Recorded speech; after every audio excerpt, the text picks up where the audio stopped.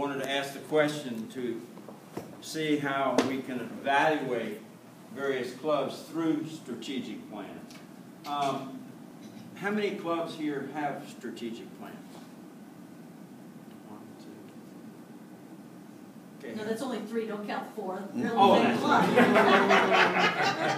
right. Let me ask, is there any reason that the clubs that didn't raise their hand don't have a strategic plan? With a smaller club, it's just difficult to do. We just do it as it comes up.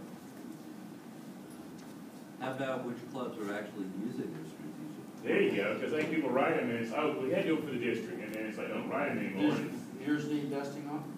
Absolutely. And when we did Why do it, you think that?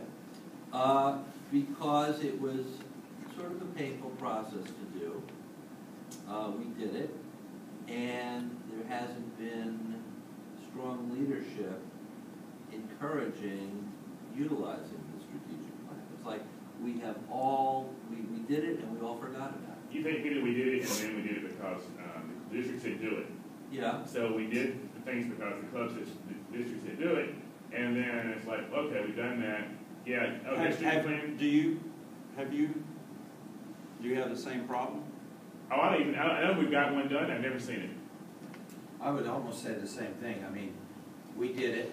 It was out there, but I don't think I ever looked at it because I felt completely out of it, and I didn't think that it fell along the lines of what a strategic plan was. And I'll tell you what my gripe with that is, and we sort of formulated our own. We did what we had to do for the district governor, but I think that every club's strategic plan is different, and we don't need guidelines from district telling us how to write our strategic plans, and we don't need them giving us goal objectives because our club's goals and objectives are going to be very different from your club's. I'm 15 members, you're 30, but obviously our club's primary goal is increasing membership, and obviously the general guidelines of district are about the same, but they go into doing a lot of different things that a 15-member club can't do. I mean, we have to accept that we can't do every single thing, and we pick out what we can do, which is grow members and raise money.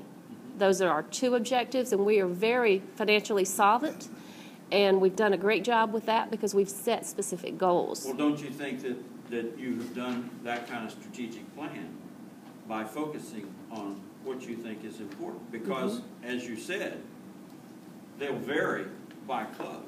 You just made a point that is I hadn't even kind of considered before, and that was, you said that don't you think that you created that kind of strategic plan, and that may have been what kept clubs from doing a strategic plan was this sense that here was the strategic plan.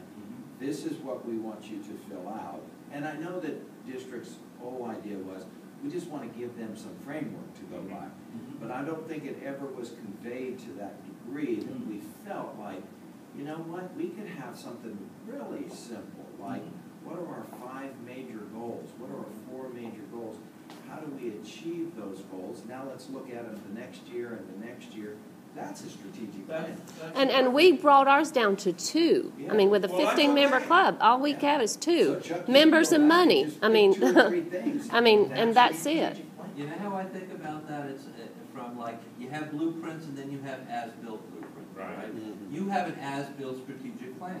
You have a strategic plan that's based on what your club is actually doing, rather than having a plan to head toward. But there would be something in the first place with the strategic plan.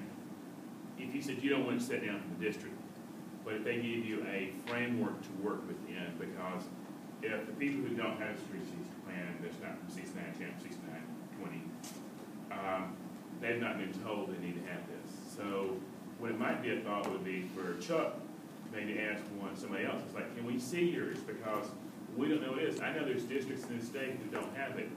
And you would think, why would this district have it? But they don't have it, and they want to borrow somebody else's because they don't know how we did it, so they don't know the things they might want to go into it. Because somebody gives you a strategic plan, you know, unless you've been a Rotary and never seen one, it's like, well, what am I supposed to have in it? Renee, how do y'all plan? If you don't have a strategic plan, but how do you?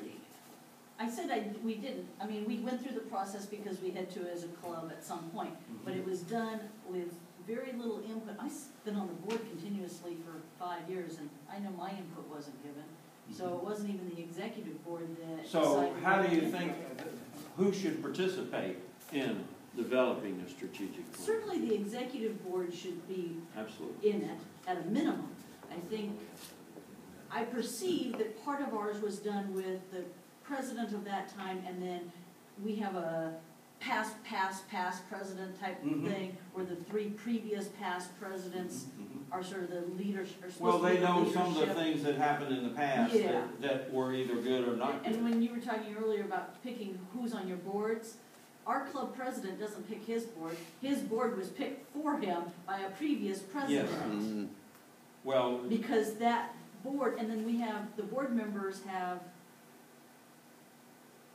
are we on 2 or 3 year terms?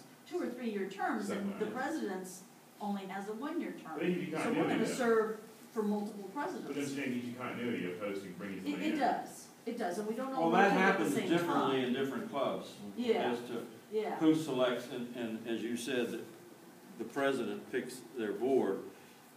But even, you said, I think Chuck, if he said, I wanna find out in my district who's 30 members, and see their 30-member district plan, just see what it looks like, just gives you kind of a formula to go by, because I think the idea of having 2 or 3 things from a small group that you're Yes. gonna accomplish Yes.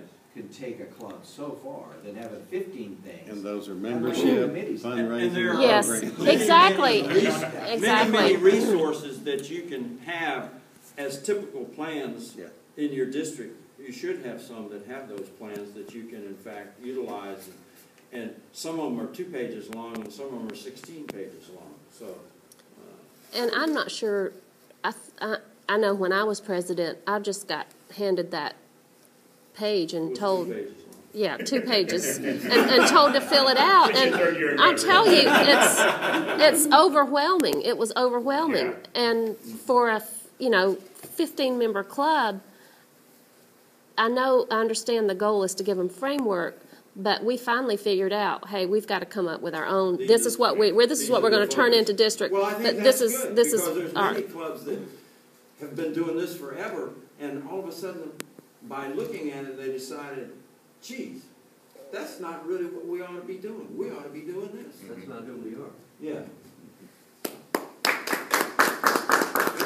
It's hard to stop.